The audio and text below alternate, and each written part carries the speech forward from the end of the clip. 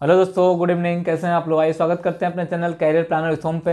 मैं हूं अमित शाह और मैं आपको पढ़ाने वाला हूं डिवाइड। आज की टॉपिक हम लोग की डिवाइड यानी भाग पे काम करने वाले हैं हम लोग। और हमको लगता है कि इसके पिछली वीडियो पे मैंने भी भाग के पे काम किया था, यानी डिवाइड पे क्वेश्चन बताया था मैंने कि डिवाइड पे कैसे क्वेश्चन बनते हैं।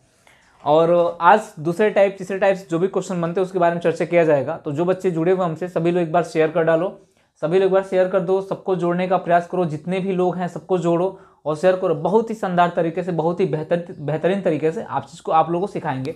और मैं एक चीज़ कहना चाहता हूँ कि जो लोग यूपीएसआई के लिए तैयार हैं, ऐसे कि यूपीएसआई का पेपर देना है और चाहते हैं पढ़ना और चैप्टर वाइज प्रैक्टिस करना चाहते हैं, वो लोग मैसेज कर सकते हैं, कमेंट कर सकते हैं। ऑफलाइन जब जैसे क्लास खत्म होती है लाइव, उसके बाद से कमेंट बॉक्स में जाके कमेंट कर सकते हैं कि सर मुझे पढ़ना है। तो डेली उसको भी 1 घंटे की क्लास, जैसे प्रैक्टिस, केवल क्वेश्चन का प्रैक्टिस होगा।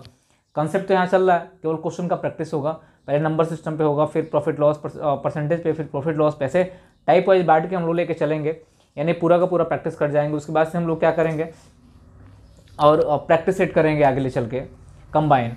तो इन टाइप की चीज़ों को चाहते हो अगर आप लोग करना, तो आप लोग सभी लोग मैसेज कर देना और सबको जोड़ना। जो चाहता है कि प्रैक्टिस करे उन सबको जोड़ना। आज हम लोग पढ़ने वाले भाग भाग का टाइप नंबर 2 है हम लोग का। टाइप नंबर 2 में क्या हम कहने जा रहे हैं आज, यानी टाइप नंबर 2 में हम क्या आपसे कहने जा रहे हैं कि इसमें इस टाइप के क्वेश्चन हमारे एग्जाम में बनेंगे। कौन सा क्वेश्चन ऐसा होगा कि जो इंपॉर्टेंट होगा, हमारे एग्जाम में बनते हैं, इसके बारे में चर्चा करने जा रहे हैं। तो देखिए बच्चों, यहाँ पे सबसे बड़ी बात ये होती है कि भाग में बहुत से टाइप के क्वेश्चन बनते हैं। और क्वेश्चंस क्या होते हैं, डेटा के अकॉर्डिंग सेट होते हैं। यानी कोई भी डेटा उठा के अगर कहीं भी सेटिस्फाई कर रहा है उसको सेट किया जाता है, उस पर लैंग्वेज के अकॉर्डिंग क्वेश्चन बना दिया जाता है।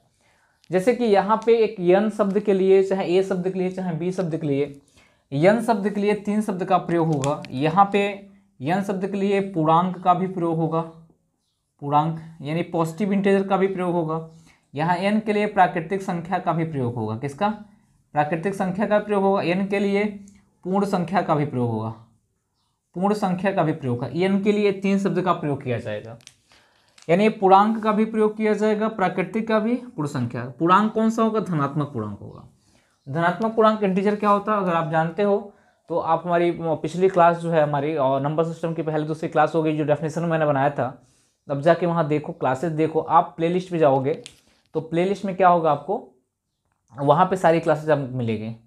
तो वहाँ से आप जाके पूरी क्लास में हमारे देख सकते हो। जैसे हमारा चैनल आप खोलोगे ओम यूट्यूब आती कैरियर प्लानर विथ होम, तो उसमें आप जब प्लेलिस्ट में जाओगे वहाँ पे सारी प्लेलिस्ट की किताब, प्लेलिस्ट में जाओगे तो उसमें सारी वीडियो आपको मिल जाएंगे। ऐसा नहीं कि आपको नहीं मिलेगा। तो ये सब सारी चीज़ें हैं। तो इसमें एन के लिए पॉजिटिव इंटीजर का, नेचुरल नंबर का, होल नंबर का प्रयोग किया जाएगा। घबराने की बात नहीं है, सबका मतलब एक ही होगा। पॉजिटिव इंटीजर को हम लोग और नेचुरल नंबर को हम लोग पॉजिटिव इंटीजर बोल सकते हैं। और हम कहते हैं कि जीरो कभी किसी संख्या का भाजक नहीं बन सकता है। जैसे मान लीजिए कि मैंने कहा 15 में मैंने 3 से भाग दिया, 15 में किससे भाग दिया? 3 से। तो 3 पची कितना आया? 5, 15 आया। हमने कहा इसका मतलब 3 में 5 का आपस का गुणा करेगा तो 15 की वैल्यू मिले हमको।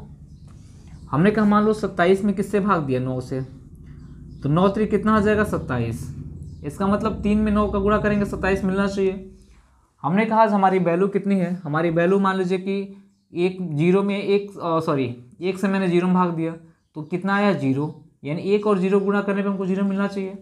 लेकिन जब यही चीज़ हमारी बन जाती है 0/1, तो हम कहते हैं इनफाइनाइट मिलता है। इनफाइनाइट का मतलब होता है वह बड़ी से बड़ी संख्या जिनके बारे में हमको पता नहीं है, जिसमें 1 से गुणा करेंगे 0 मिलेगा। तो 1 में 0 से भाग देंगे तो कितना मिलेगा हमको? इनफाइनाइट। तो हमने कहा कि 0 में इनफाइनाइट का गुणा करें तो 1 मिलना चाहिए। इनफाइनाइट क्या है? वह बड़ी से बड़ी संख्या जिनके बारे में मुझे पता नहीं। इसीलिए कहा जाता है कि 0 कभी भी किसी संख्या का भाजक नहीं बन सकता। क्या नहीं बन सकता है? और मैंने पिछली वीडियो में आपको पढ़ाया भी होगा, जो भी हमारी बेसिक क्लास थी, बेसिक क्लास का मतलब सारी बेसिक क्लासेज चल रही है। ऐसा नहीं कि बहुत टफ पढ़ा दे रहा हूँ, मैं उन बच्चों को भी लेकर चल रहा हूँ जिनको कुछ नहीं आता है। बस समझने का प्रयास करते रहिएगा। आप लोगों को जोड़ने का प्रयास करते रहेगा। मैं वहाँ तक कोशिश कर रहा हूँ कि आपको 0 तक नहीं आ रहा हो तो उसको मैं बताने का प्रयास करूँगा आपको। तो ये सब सारी चीज़ें इनके लिए 3 चीज़ का प्रयोग होगा, स्पष्ट बात है। धनात्मक पूर्णांक के लिए, प्राकृतिक संख्या के लिए, पूर्ण संख्या के लिए प्रयोग होगा। अब आ जाइए, अब क्वेश्चन कैसे बनेगा थोड़ा बात करते हैं हम लोग। क्वेश्चन को देखिएगा, मैं 2 टाइप से क्वेश्चन लिख रहा हूँ। टाइप नंबर दूसरे में क्वेश्चन लिख रहा हूँ। मैंने कहा कि यन एक धनात्मक पूर्णांक है, धनात्मक पूर्णांक है, n एक धनात्मक पूर्णांक है,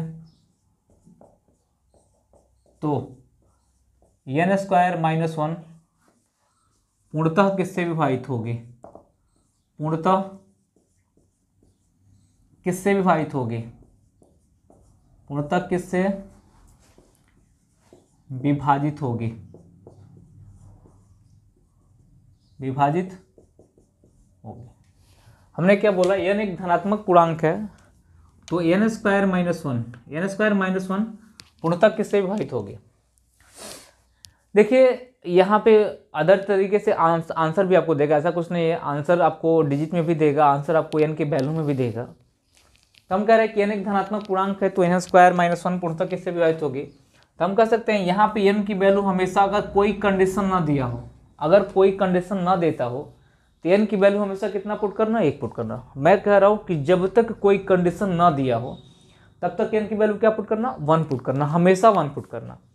तो आप कह सकते हो हमेशा 1 पुट करोगे। तो हमने कहा कि जब n 1 पुट किया तो n का स्क्वायर, 1 का स्क्वायर कितना होगा, 1 का स्क्वायर माइनस 1, 1 माइनस 1 बराबर कितना होगा, 0।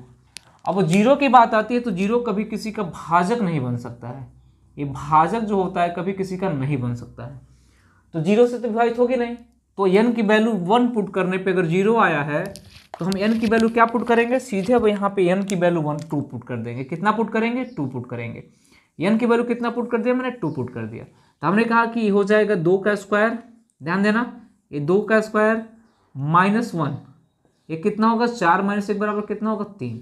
यानी कह सकते हैं 3 ही हमारा क्या होगा, आंसर होगा। क्या होगा मेरे भाई, आंसर होगा। कभी कभी क्या देता है हमारा ऑप्शन ऐसा देता है, ऑप्शन ए बराबर ये देगा n plus 1, sorry n plus 1 दे देगा। ऑप्शन हमारा क्या दे देगा, ऑप्शन बी हमको दे देगा 2n प्लस 1। ऑप्शन चाहे हो सकता है कि हमको दे दे कितना, n प्लस 1। ऑप्शन बी दे दे कितना, n प्लस 2 दे दे, हमसे बोल दे।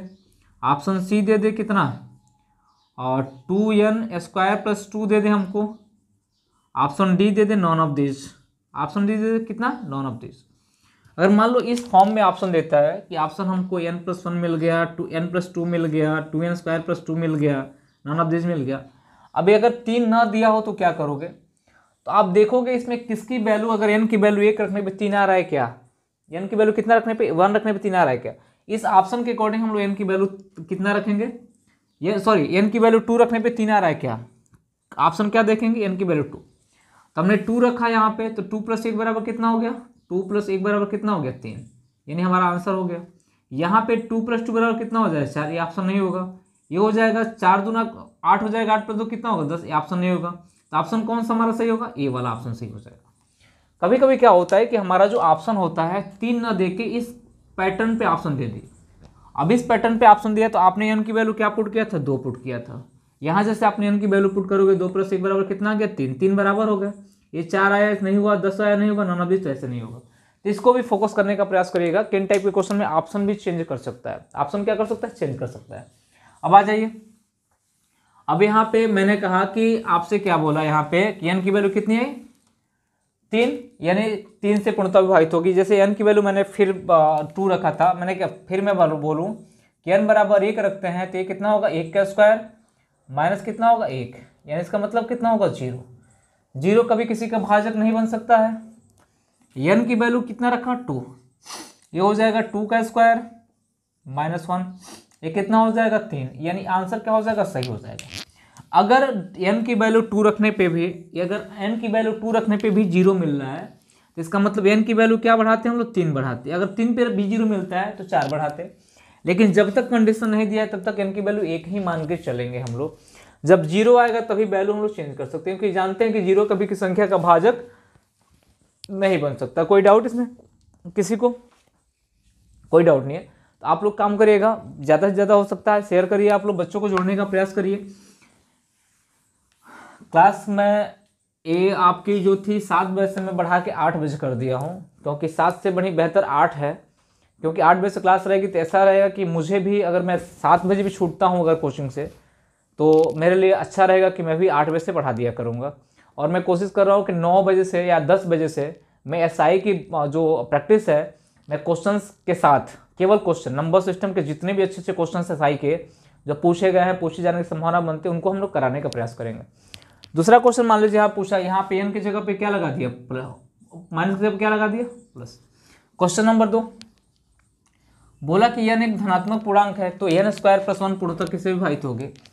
तो आप कह सकते हैं कि एन की वैल्यू हम क्या पुट करेंगे, एन की वैल्यू 1 पुट करेंगे। तो हमने कहा 1 का स्क्वायर आप प्लस कितना 1, यानी 1 का स्क्वायर 1 ही होगा, कितना होगा 2, हमारा क्या हो जाएगा, आंसर हो जाएगा। यानी इसका मेरा कहने का मतलब यहाँ एन की वैल्यू 1 रखने पे ही हमारा आंसर मिल गया कितना, 2। 0 मिलता तब एन की वैल्यू चेंज करते, ना मिलता तो ना करते। अगर इसमें कुछ कंडीशन दिया होता तो बात अलग होती। जैसे मान लीजिए कंडीशन कैसे देगा, क्वेश्चन नंबर 2 नोट करते जाना क्वेश्चनों को, ऐसी बात नहीं है कि क्वेश्चन ही नहीं पूछे जाते, क्वेश्चन अक्सर आपके एग्जाम में मिल जाते हैं, नोट करते जाना। क्वेश्चन नंबर 2 कंडीशन कैसे देगा, बड़ा भी क्वेश्चन दे सकता है। पूर्णतः विभाजित होगी जहां, जैसे मान लीजिए लिख दिया यहाँ पे, जहां क्या होगा, n बड़ा होगा 2 से, क्या बोल दिया, जहां n बड़ा होगा किससे, n ग्रेटर देन, जहां n किससे बड़ा हो, 2 से। जब एक कंडीशन यहाँ पे लगा दिया, जब थोड़ा सा कंडीशन यहाँ पे फुल लगा दिया यहाँ पे, तो आपका जो जवाब होगा क्या होगा, आप कहोगे कि सर जब n बड़ा होगा 2 से तो n की वैल्यू 3 मान लेना। 2 से बड़ी कौन होगी, 3। 2 से बड़ी बहुत संख्या होंगी, 4 भी हो जाएंगे, 5 भी हो जाएंगे, लेकिन आखिर में 2 से ही बड़ी क्यों लगाया, इसका मतलब वो 3 की बात कर रहा है। n की वैल्यू कितना मानना, 3। तब कहना कि 3 का स्क्वायर कितना होगा, 3 का स्क्वायर -1, यानी 9 - 1 बराबर कितना हो जाएगा, 8। आंसर कितना हो जाएगा, 8। सीधे कहोगे कितना होगा सर, 8 हो जाएगा। कोई डाउट किसी को नहीं। जब कंडीशन लगा दिया है तो जैसे मान लीजिए कंडीशन से क्वेश्चन पूछते हैं, मैं यहाँ पे हटाने का प्रयास करता हूँ, कोई दिक्कत नहीं, क्वेश्चन उतारते जाना, क्वेश्चन लिखते जाना, एक एक क्वेश्चन लिखते जाना। क्वेश्चन मैं यहाँ पे चेंज करता जा रहा हूँ, आप डेटा बस चेंज करते जा रहा हूँ, आप लिखते जाना।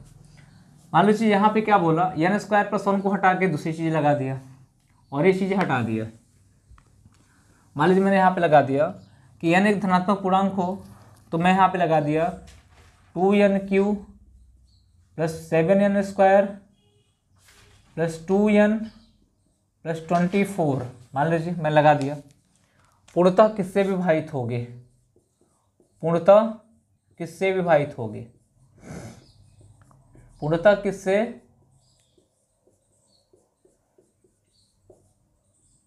विभाजित होगे, पूर्णतः किससे विभाजित होगे। अब थोड़ा सोचो कि अब बड़ा लैंग्वेज में बड़ा क्वेश्चन हमारे सामने दे रखा हुआ है, अब बड़ा क्वेश्चन दे रखा हुआ है, क्वेश्चन में कुछ है नहीं, क्वेश्चन बहुत बड़ा नहीं है, क्वेश्चन बहुत टफ नहीं है, लेकिन जो है ना,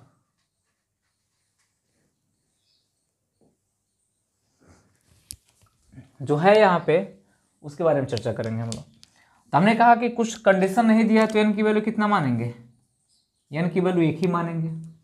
जब n की वैल्यू 1 मानेंगे, कंडीशन कुछ भी नहीं दिया है, तो हो जाएगा 2 × 1 का क्यूब प्लस कितना होगा 7 × 1 का स्क्वायर प्लस 2 × कितना हो जाएगा 1 प्लस कितना होगा 24। हमने कहा है कितना हो जाएगा 2 × 1 का क्यूब मतलब हो जाएगा 2 और प्लस 7 × 1 का स्क्वायर हो जाएगा 7 प्लस 2 हो जाएगा प्लस कितना होगा 24। 7 4 11, 11 प्लस 24 कितना होगा, 11 प्लस 24 बराबर कितना होगा, ये हो जाएगा 35। ये 35 क्या हो जाएगा, ये संख्या किससे पूर्णतः विभाजित हो जाएगी, 35 से पूर्णतः, ये संख्या किससे पूर्णतः विभाजित हो जाएगी, 35 से पूर्णतः क्या हो जाएगी, विभाजित हो जाएगी। तो n की वैल्यू कितनी हो जाएगी, आंसर हमारी 35। कितना भी बड़ा से बड़ा क्वेश्चन दे, डेटा जो कितना भी बड़ा से बड़ा दे, उससे कोई फर्क आपको पड़ने वाला नहीं है। n की वैल्यू हमेशा कितना पुट करेंगे, n पुट करेंगे। लेकिन जब थोड़ी सी कंडीशन चेंज करें, इसी क्वेश्चन में मैं कंडीशन चेंज कर रहा हूँ, थोड़ा ध्यान देना, कंडीशन में चेंज करूँ तो भाई सबसे बड़ी बात यह है कि हमने यहाँ पे कंडीशन लिख दिया विभाजित होगी जहां, हमने लिख दिया कि जहां n एक सम संख्या हो, n एक क्या हो, सम संख्या हो, n एक सबसे छोटी सम संख्या हो, सबसे छोटी सम संख्या हो, यानी सम हो। मैंने लिख दिया यहाँ पे n क्या हो, सबसे छोटी सम हो। अब एक कंडीशन यहाँ पे लग गई कि जहां n क्या हो, एक सबसे छोटी सम हो, तो सबसे छोटी सम का मतलब क्या होता है, n की वैल्यू कितना मानेंगे हम लोग, 2 मान लेंगे। जब कंडीशन के अकॉर्डिंग चलेंगे, अपने अकॉर्डिंग नहीं चलेंगे, कंडीशन के अकॉर्डिंग चलेंगे कि हमको करना क्या है। बात मेरी समझ में आ रही है, कंडीशन के अकॉर्डिंग चलेंगे। हमने कहा कि अब n की वैल्यू 2 पुट करेंगे, 2 गुणे कितना हो जाएगा 2 का क्यूब, प्लस कितना हो जाएगा 7 गुणे कितना हो जाएगा 2 का स्क्वायर, प्लस कितना हो जाएगा भाई हमारा, प्लस हो जाएगा 2 गुणे कितना होगा 2, प्लस कितना होगा 24 हो जाएगा। इसका मतलब ये हो जाएगा 8 दूना कितना होगा 16, प्लस 7 चौका कितना होगा 28, प्लस कितना होगा 4, प्लस कितना होगा भाई हमारा 24। हमने कहा 28 16 और 4, 16 4 20, 20 40 48, 48 और 24 को जोड़ेंगे, यानी 48 प्लस 24 को जोड़ोगे तो कितना होगा 8 4 12 4 7, यानी कितना होगा 72। ये आपका क्या आ जाएगा आंसर। कोई डाउट किसी को? यानी मेरा कहने का मतलब जब इन टाइप के क्वेश्चन आपके एग्जाम में बनते हैं तो कंडीशन के अकॉर्डिंग डील करिएगा। कंडीशन ना हो तो n की वैल्यू हमेशा क्या मानिएगा 1 मानिएगा। जब n की वैल्यू 1 पुट करने के बाद अगर आपको 0 मिल रहा है तो n की वैल्यू 2 पुट करिएगा, 2 पुट करने के बाद भी 0 मिल रहा है तो 3 पुट करिएगा। चलिए इन टाइप क्वेश्चन बना लेंगे, आपको आगे बढ़ते हैं हम लोग, थोड़ा सा आगे बढ़ते हैं थोड़ा सा। हमने कहा कि टाइप नंबर 3 में आते हैं। टाइप नंबर किस में आते हैं 3 में। हमने क्वेश्चन लिखना शुरू किया, क्वेश्चन समझना। यदि किसी संख्या n को, ध्यान देना, यदि किसी संख्या n को, किसी संख्या n को 4 से विभाजित किया जाए,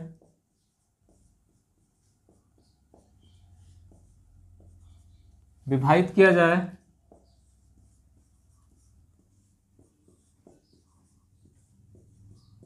चार से विभाजित किया जाए तो शेष 3 प्राप्त होता है। शेष कितना प्राप्त होता है? शेष 3 प्राप्त होता है, होता है शेष 3 प्राप्त होता है। तो 2n को 4 से विभाजित किया जाए,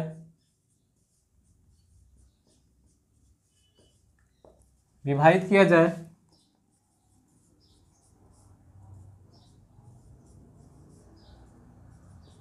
तो शेष क्या होगा?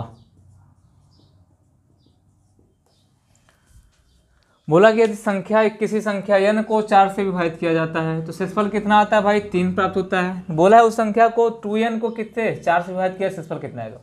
क्वेश्चन समझने का प्रयास करिए। क्वेश्चन बहुत बड़ा नहीं है, क्वेश्चन बहुत छोटा है, लेकिन क्वेश्चन में जो लैंग्वेज है और क्वेश्चन का कुछ डेटा है एकदम फिक्स होता है यहाँ पे कुछ क्वेश्चन। जैसे मान लीजिए मैंने बोला कि कोई संख्या n है, 4 से विभाजित करते हैं। हमने कहा कोई संख्या n है, उसको किससे विभाजित करते हैं 4 से। भागफल नहीं दिया तो 1 मान लेते हैं, शेषफल कितना दिया है 3। तो n की वैल्यू हो जाएगी 4 गुणे 1 प्लस 3, यानी कितनी हो जाएगी 7। यानी भागफल हमेशा 1 मानेंगे जब तक नहीं दिया है तब तक। और इसमें भागफल नहीं देता है तो हम क्या करते हैं कि भाई इनको डायरेक्ट हम n की वैल्यू मानते हैं। डायरेक्ट क्या मानते हैं? n बराबर क्या मानते हैं? n बराबर ये मानते हैं कि हम 4 से भाग दे रहे हैं, शेषफल कितना बच रहा है 3, तो n की वैल्यू कितनी हो जाएगी 7। अब बोला है 2n को, इसका मतलब 2 गुणे कितना 7, यानी कितना हो जाएगा 7 दूना 14। किससे विभाजित किया जाए 4 से। अब 14 को 4 से विभाजित करेंगे, अब 14 को 4 से विभाजित करेंगे, 4 3 12, शेष कितना आ जाएगा? उस कंडीशन में शेष आ जाएगा 2। ये 2 आपका क्या हो जाएगा आंसर। अक्सर क्या होता है कि डेटा जो 4 से मैं बोला हूँ कि 4 से विभाजित किया शेषफल कितना है, और ये भी मैंने 4 से ही बोला है, कभी कभी क्या होता है डेटा एक्सचेंज हो जाता है, ये 4 जो होते हैं 5 हो जाता है। उस कंडीशन में हम लोग कह सकते हैं आंकड़े भी गलत हैं, यानी CND का हम लोग प्रयोग कर सकते हैं। यानी डेटा हमारा ये जो है, ये और ये दोनों हमारा क्या होना चाहिए? सेम होना चाहिए। बात समझ में आ रही है? ये डेटा और ये डेटा हमारा सेम होना चाहिए भाई, कोई कंडीशन हो सेम होना चाहिए। चलिए क्वेश्चन नोट कर लीजिएगा, करना कैसे है जान ही रहे हो आप लोग। आगे बढ़ते हैं।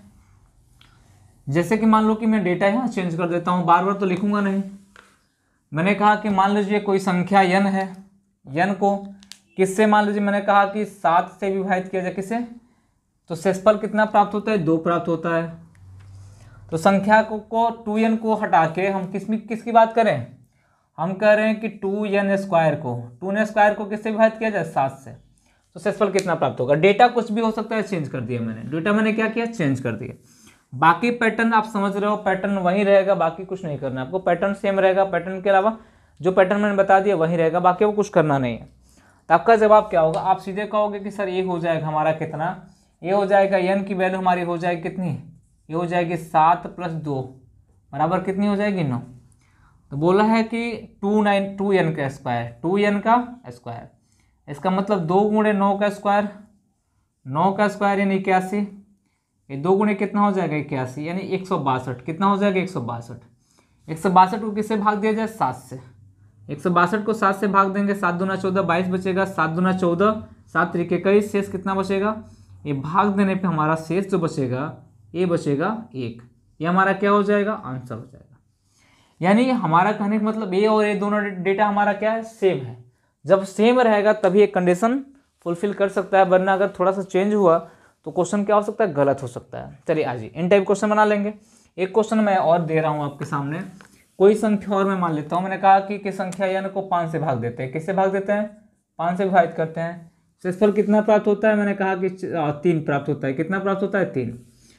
मैंने कहा कि यहाँ पे तो मैं थोड़ा चेंज करूँगा, तो n² प्लस n ब्रैकेट में n + 1 को 7 से भाग, 7 से नहीं किससे 5 से विभाजित किया जाए, शेषफल कितना आएगा। डेटा मैंने चेंज किया, क्वेश्चन वही रहा, बस डेटा मैंने चेंज कर दिया। लैंग्वेज बार बार लिखने में बहुत तकलीफ होती है, समय लग जाता है। मैंने कहा कितना हो जाएगा n की वैल्यू जब निकालोगे तो 5 से भाग दिए, शेषफल कितना आया, तो ये 5 + कितना है 3 बराबर कितना आ गया 8। हमने कहा कितना n² प्लस n ब्रैकेट में n प्लस कितना हो गया n, तो हमने कहा n की वैल्यू रखने का प्रयास किया मैंने, 8 का स्क्वायर हो जाएगा प्लस कितना होगा 8, 8 प्लस कितना होगा 1, यानी हो जाएगा 64 प्लस कितना होगा 8 1 9 हो जाएगा, 9 8 कितना होगा 72 हो जाएगा। बहुत तो ये दोनों पहले जोड़ देते हैं, पहले गुणा करेंगे तब जोड़ेंगे हम लोग, तो कितना हो जाएगा 4 2 6 हो जाएगा, 7 6 कितना होगा 13 हो जाएगा, 100 कितना होगा 36। अब 136 को किससे भाग दिया जाए मेरे भाई, 136 को भाग दिया जाए 5 से, तो 5 दूना कितना हो जाएगा 10, 3 बचेगा 6, 5 7 कितना होगा 35, शेषफल कितना बच जाएगा 1, हमारा क्या हो जाएगा आंसर हो जाएगा, ये हमारा आंसर हो जाएगा। बहुत बड़ा पैटर्न तो लिख नहीं रहा हूँ मैं। चलिए और जब ये बना लेंगे तो आगे बढ़ते हैं। टाइप नंबर 3 था, टाइप नंबर 4 में बढ़ते हैं। हटा दे इसको। इन टाइप के क्वेश्चन जब भी मिले तो बना लीजिएगा, कोशिश करिएगा कि खोज के क्वेश्चन बनाइए। किताब में मिल जाएंगे आपको, हर जगह आपको मिल जाएंगे, प्रैक्टिस सेट में मिल जाएंगे, हर जगह आपको मिल जाएंगे। टाइप नंबर किसकी बात करते हैं हम लोग 4 के। हमने कहा कि मान लीजिए टाइप नंबर 4 की बात करते हैं, तो हमने बोला यहाँ पे कि क्वेश्चन पहला मैं लिख रहा हूँ यहाँ पे, बोला है कि किसी संख्या n को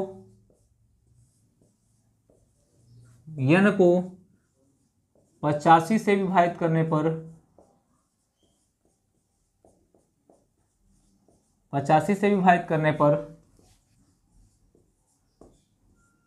85 से विभाजित करने पर शेषफल 56 प्राप्त होता है, शेषफल 56 प्राप्त होता है, 56 प्राप्त होता है। तो उसी संख्या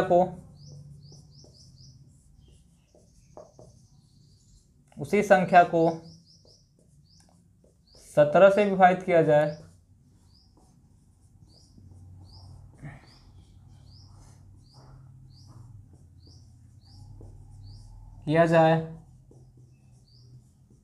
तो शेषफल क्या होगा, थोड़ा ध्यान दीजिएगा। क्वेश्चन नंबर टाइप नंबर 4 जो है चेंज हो गया है। एक क्वेश्चन बहुत आसान है, बस क्या होता है गलतियां हम कहाँ करते हैं, कहाँ सोच नहीं पाते हैं, ये बहुत बड़ी चीज़ होती है। एग्जामिनर हमसे गलत कहाँ कराता है क्वेश्चन पे, ये बहुत बड़ी बात हो जाती है, तो ध्यान दीजिएगा इस पे।